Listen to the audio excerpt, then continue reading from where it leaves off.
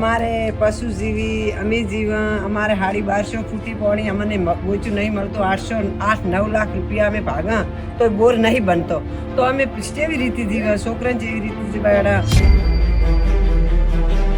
માલિકીનું તો હવ પાવે પણ જે એમને ફરે એને કોણ પાવે આ આપણે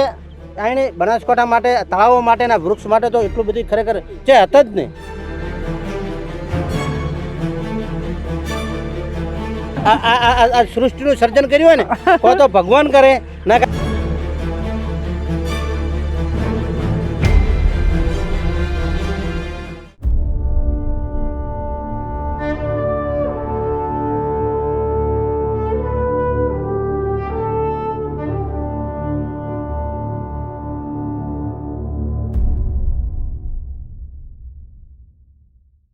આ સૃષ્ટિનું સર્જન કર્યું હોય ને કોઈ તો ભગવાન કરે ના કે બેન કરે આ બનાસકાંઠા ખરેખર હકીકત કહું છું આ આપણે આણે બનાસકાંઠા માટે તળાવો માટેના વૃક્ષ માટે તો એટલું બધી ખરેખર છે હત જ નહીં એક પણ આ 10 વર્ષ પહેલા અમે તે વૃક્ષ નહોતા બરાબર છે સાચી વાત ગમે ગોમ 10,000 કોઈ લાખ 2 લાખ કોઈ 5,000 ગમે ગોમ કોઈ ગોમ બાકી નહીં હોય કે હવે વૃક્ષો કર્યું ના હોય બરાબર છે બગીચા થઈ જાય બધા ગમે ગોમ ખૂબ સરસ ચાલો બકરા છે બધું એ પી બીજા આપણે તો ગમે ત્યાંથી લઈ આવીશું પણ એ ક્યાંથી લાવે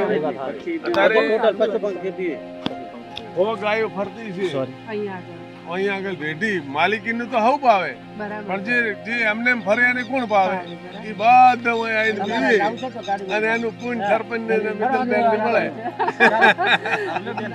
મોજરું નવા અને સરપંચ હોય તો એમના જેવા કેમ એમના જેવા તો મને એમ લાગે કે હવે એમણે મને કીધું કે બેન મારા સરપંચના 10 મહિના જ બાકી રહ્યા છે મારે હજી એક તળાવ કરી આપો એટલે તળાવ માટે વૃક્ષો માટે એમની એટલી બધી ભૂખ છે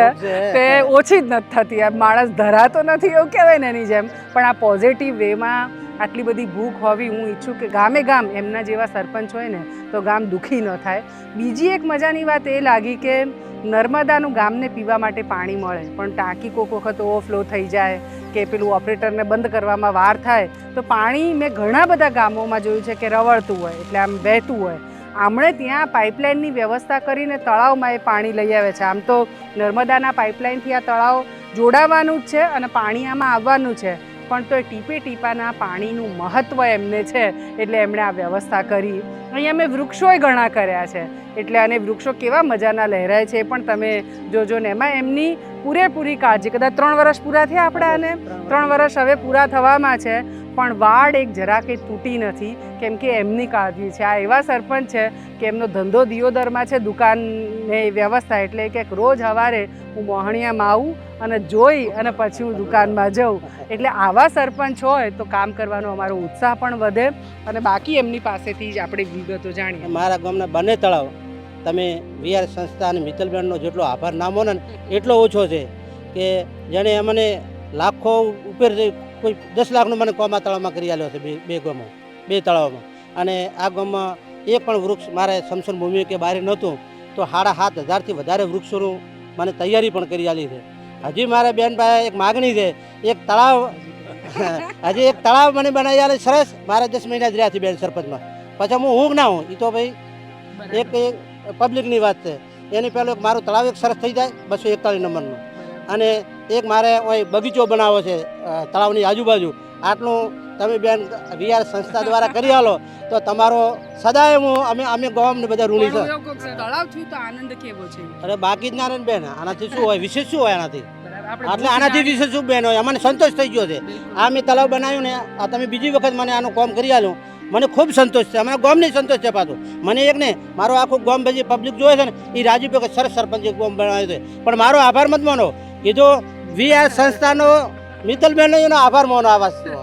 કે એને આપણે મદદ કરી છે બિલકુલ મને યાદ છે કે એક દિવસ અહીંયા અમે આવેલા અને એની બધી બહેનોને મળવાનું થયેલું એ વખતે ત્યારે બહેનોએ કીધું કે પાણી ના હોય ને તો કેવી અમારે કે અમારા ઢોરોય ક્યારેક વેચવા પડે થાય તો પાણી આવે અમારા પશુ બસી અમે બસ અમને સારો ધંધો બંધો મળે, ખેતીવાડી વાળા જે કરી હોય એ કરે, કોઈમાં હોય તો કિસ્મતમાં હોય તો નોકરી બાબલાને મળે ને કે ના મળે તો અમારે આ તારી મોંઘવારી જેટલી છે, તમે નોકરી કરો છો તો મોંઘવારી પછી આપણે હવના વ્યવહારો હોય ને બરાબર તો છે ને માથે કરવા. બરાબર છે. હા, એટલે અમારે જમ બને એમ ઝડપી તળાવ પાણી આવે એવી જરૂરી છે. બરાબર હા. છે. કેમ કે આખો વિસ્તાર ન પાણીઓ કહેવાય ને એ પ્રકારની પરિસ્થિતિમાં ધીરે ધીરે જઈ રહ્યો, તો ભૂગર્ભ જળ આપણા 1000 ફૂટે પહોંચ્યા છે. આવામાં નર્મદાના નીરથી તળાવો ભરાય એ માટે સરકારની ઘણી ચિંતા, અને આ તળાવ પણ લિંક થયું એટલે નર્મદાથી ભરાશે. અમે પહેલી વખતે આ તળાવને ગાળ્યું. અમારા આશીષભાઈ મહેતા છે, મુંબઈમાં રહે છે અને એમની ફર્મ છે કાંતિલાલ છોટાલાલ, એમની મદદથી કર્યું. પણ વરસાદી પાણી આવે એ માપનું હોય એટલે અમે એ પ્રમાણમાં માપસર ઊંડું કરેલું. પણ હવે માં રેવા નર્મદા જ્યારે આવવાની હોય ત્યારે શક્ય મોટું વાસણ કરીએ તો ખૂબ બધું પાણી આમાં સમાય. અને 1000 ફૂટના તળને રિચાર્જ કરવા માટે તો કેટલું બધું પાણી અંદર સતત 5-10 વર્ષ જશે, ત્યારે તળ ક્યાંક પહેલાં 25-30 વર્ષ પહેલાં 25-30 ફૂટે પાણી મળતું હતું એ લેવલમાં આવે. એટલે એના માટે પછી ફરીવાર જ્યારે ગળાવવાની વાત આવી એટલે આપણા ધારાસભ્ય છે આદરણીય કેશારજી, એમને એમની ગ્રાન્ટમાંથી પણ એક નાનકડી રકમ આપી, અને એ સિવાય અમારા આદરણીય પ્રતુલભાઈ શ્રોફ છે એમને પણ મદદ કરી. તો આશીષભાઈ અને પ્રતુલભાઈ એ બંનેની મદદથી આજે આ ખૂબ મોટું, આમાં કરોડો લીટર પાણી ભરાવાનું છે અને એનો અમને આનંદ છે.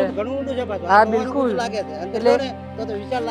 એટલે આ કરોડો લીટર પાણી આમાં મેં અંદર ઉતરે એટલે દેખાય માણસ એક નાનકડો ચકડો દેખાય એના જેવું છે.